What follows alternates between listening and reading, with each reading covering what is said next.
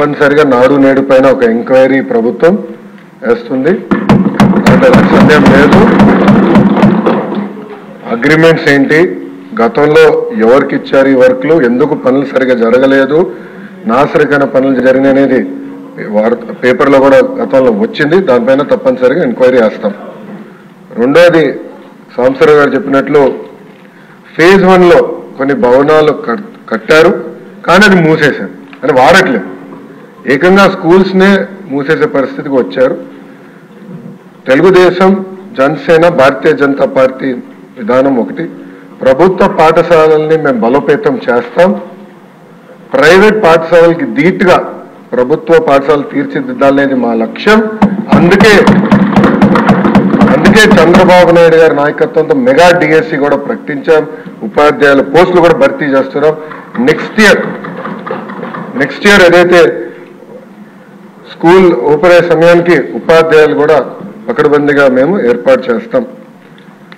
దాంతోపాటు రాజుగారు ప్రధానంగా ప్లే గ్రౌండ్స్ ఏర్పాటు చేస్తే బాగుంటుందని కోరారు. ఉపాధి హామీ పథకంతో అనుసంధానం చేస్తాం. పవనంతో నేను చర్చిస్తాను. ఆయనతో పాటు మన స్పోర్ట్స్ మినిస్టర్తో కూడా ఆల్రెడీ డిస్కషన్ చేశాను. ఇంటర్ స్కూల్ కాంపిటీషన్ ఎట్లా పెట్టాలి, ఇంటర్ డిస్ట్రిక్ట్ కాంపిటీషన్స్ ఎట్లా ఏర్పాటు చేయాలి, కేవలం స్పోర్ట్సే కాదు ఆర్ట్స్ అండ్ క్రాఫ్ట్స్ని ఎట్లా ప్రోత్సహించాలి అని దానిపైన మేము కూడా డిస్కస్ చేస్తున్నాం.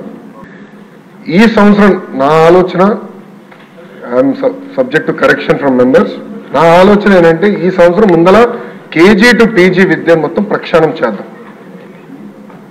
నేను పక్క రాష్ట్రాల్లో కూడా ఎలాంటి కార్యక్రమాలు జరుగుతున్నాయి అనేది నేను చదువుతున్నాను.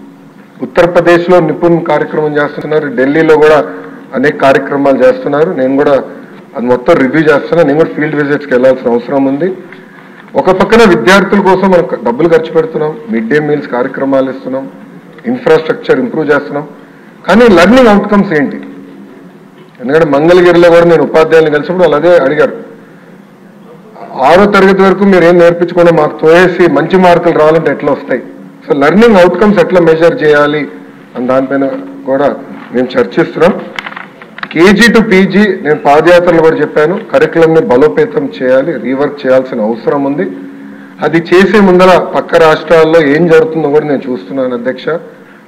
దానివల్ల వాళ్ళకి వచ్చిన అవుట్కమ్స్ ఏంటి అనేది మేము చదువుతున్నాం. ఆ మొత్తం రోడ్ మ్యాప్ ప్రిపేర్ చేసి సంఘాలతో కూడా మేము చర్చించి అందరు బయ్యన్ అయిన తర్వాత ఆ రోడ్ మ్యాప్ ప్రజల ముందర పెట్టాలనేది నా లక్ష్యం. దాని తర్వాత ప్రజల దగ్గర నుంచి కూడా అభిప్రాయ సేకరణ చేసిన తర్వాత ఆ కార్యక్రమాన్ని మేము అమలు చేసి నెక్స్ట్ అకాడమిక్ ఇయర్కి తీసుకొస్తాం. అంటే గత ప్రభుత్వం లాగా రివర్స్ టెండరింగ్ అనే హడావిడిగా చేసి పోలవరం ఎట్లయితే సర్వనాశనం చేశారో అలా నేను చేయదలుచుకోవాలి విద్యా వ్యవస్థని.